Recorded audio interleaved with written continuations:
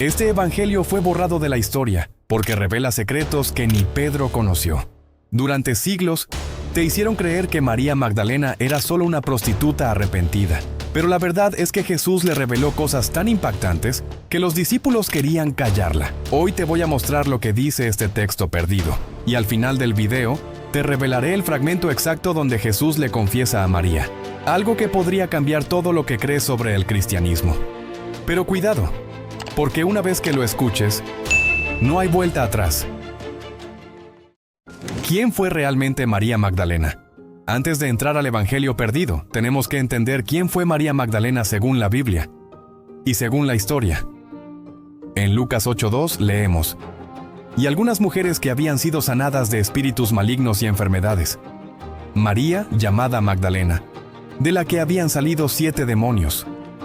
Durante siglos, se la presentó como una prostituta arrepentida. Pero, ¿sabías que eso jamás aparece en la Biblia?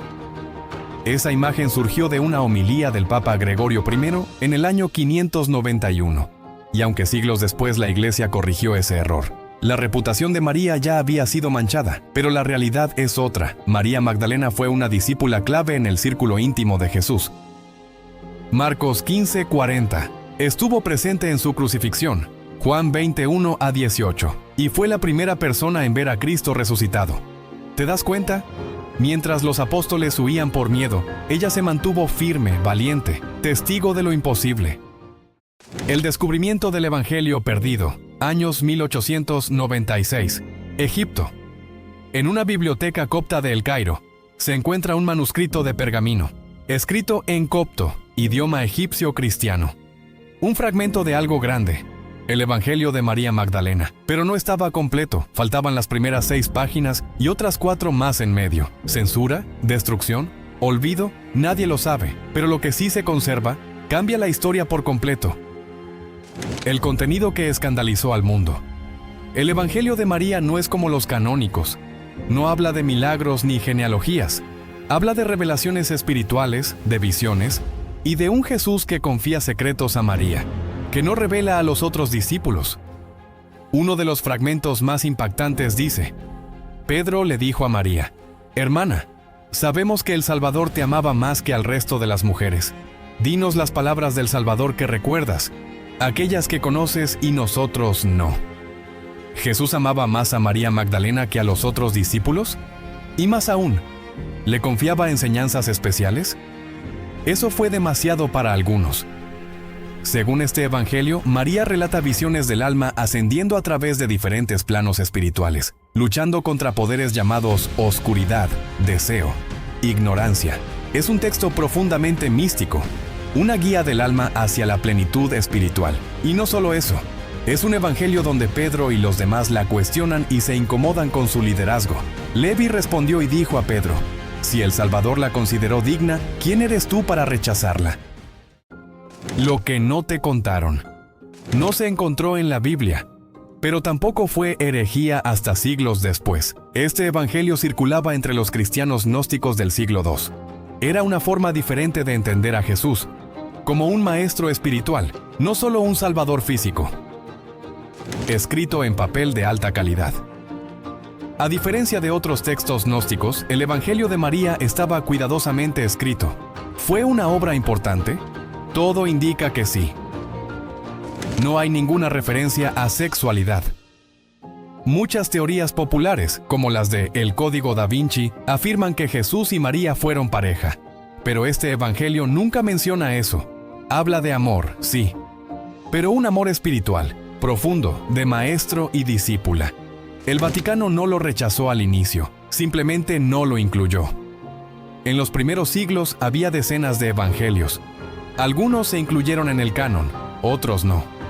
No por maldad, sino por debates teológicos, culturales, y también por poder. ¿Por qué fue eliminado de la historia? A partir del siglo IV, el cristianismo se institucionaliza. Constantino convierte al cristianismo en religión oficial, y se hace necesario unificar la fe. Evangelios que daban protagonismo a mujeres, o que hablaban de realidades espirituales no controlables, fueron descartados.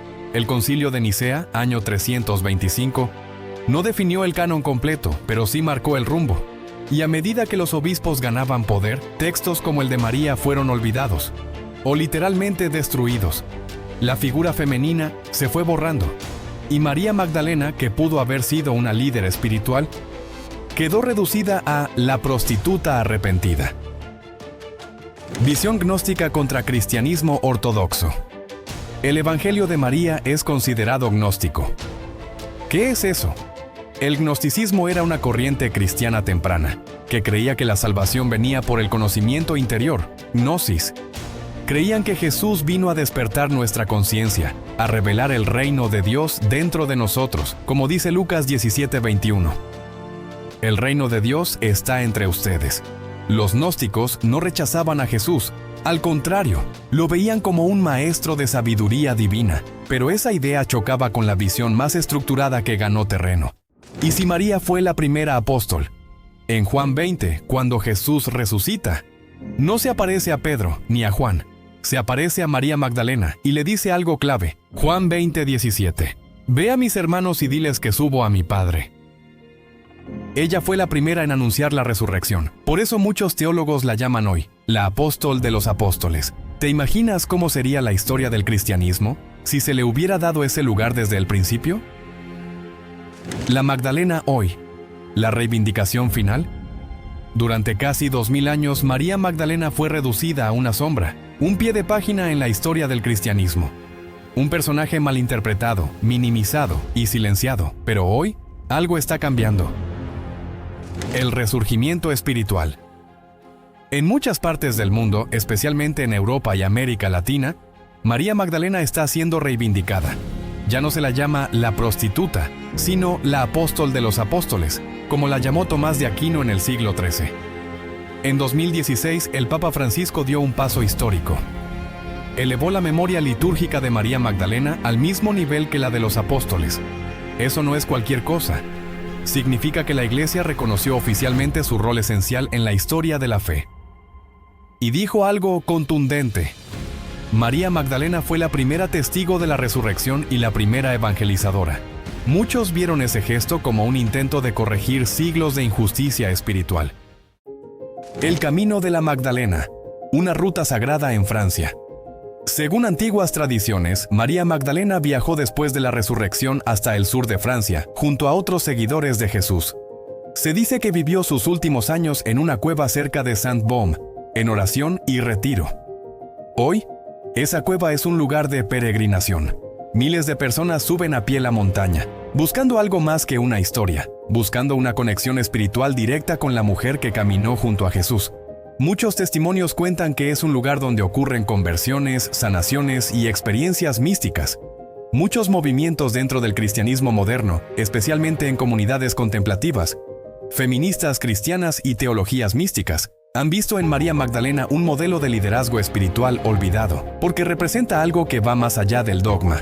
Una fe valiente, una relación íntima con Cristo, una búsqueda de la verdad desde el amor, no desde el poder. María no fundó iglesias, no escribió cartas como Pablo, pero fue testigo de lo más grande, la resurrección.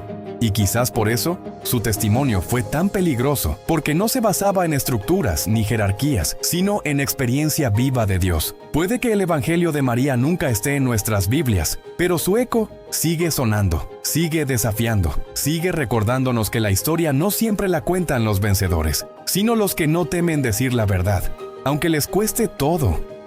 Y hoy, más de 2000 años después, esa verdad está volviendo a salir a la luz. Y si esta historia te tocó, si algo dentro de ti se estremeció, si sentiste ese fuego en el pecho, entonces comenta ahora mismo: Jesús vive. Sí, escríbelo con fe, escríbelo con fuerza, llena los comentarios con esa verdad que no se puede callar. Que YouTube lo vea, que el algoritmo tiemble y que el mundo sepa que hay una generación que no se avergüenza del Evangelio. Nos vemos en el próximo capítulo, porque esto apenas comienza.